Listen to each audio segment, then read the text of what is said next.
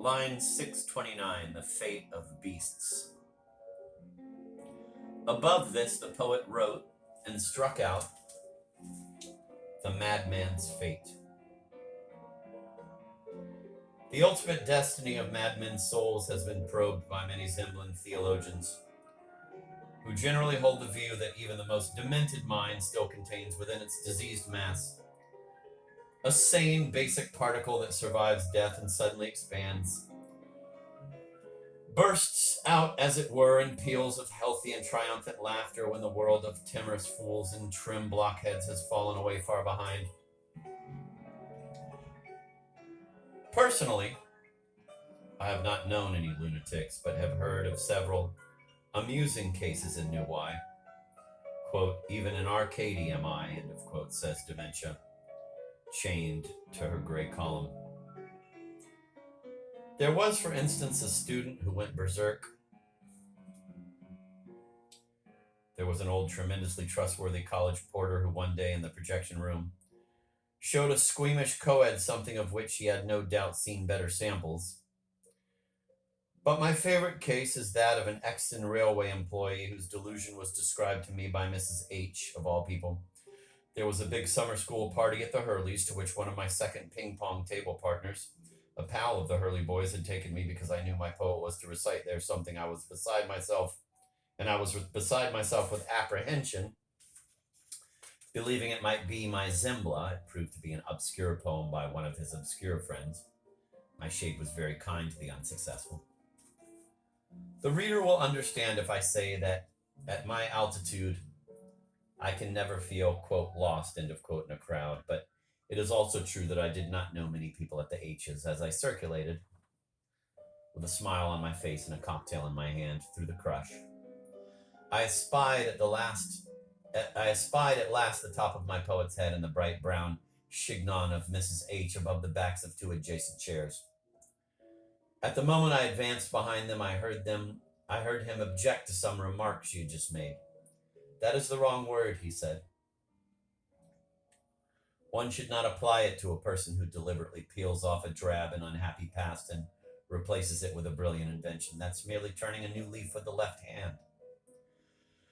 I patted my friend on the head and bowed slightly to Eberthella H. The poet looked at me with glazed eyes. She said, you must help us, Mr. Kinbo.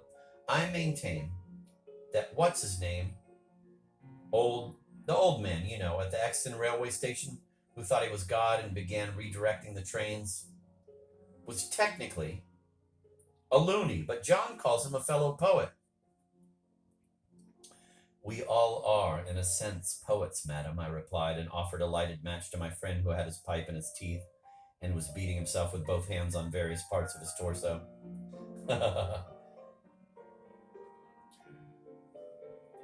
I am not sure this trivial variant has been worth commenting. Indeed, the whole passage about the activities of the IPH would be quite Hudibrastic had its pedestrian verse been 1 foot shorter. Line 662, who rides so late in the night in the wind. This line, and indeed the whole passage, lines 653 to 664, allude to the well-known poem by Goethe about the Earl King, hoary enchanter of the elf-haunted Alderwood, who falls in love with the delicate little boy of a belated traveler.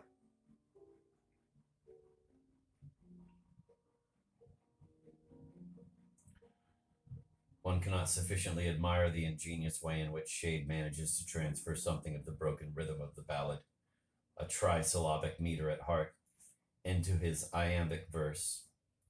Who rides so late in the night and the wind? It is the father with his child. Goethe's 2 lines opening the poem come out most exactly and beautifully, with the bonus of an unexpected rhyme, also in French. Vent enfant.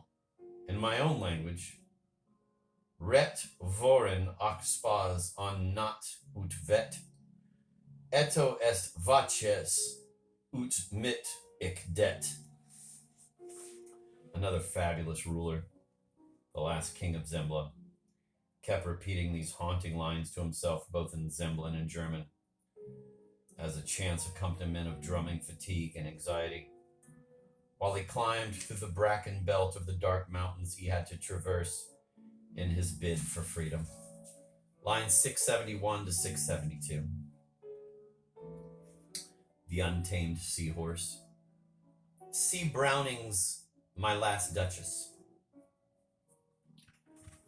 See it and condemn the fashionable device of entitling a collection of essays or a volume of poetry or a long poem, alas, with a phrase lifted from a more or less celebrated poetical work of the past.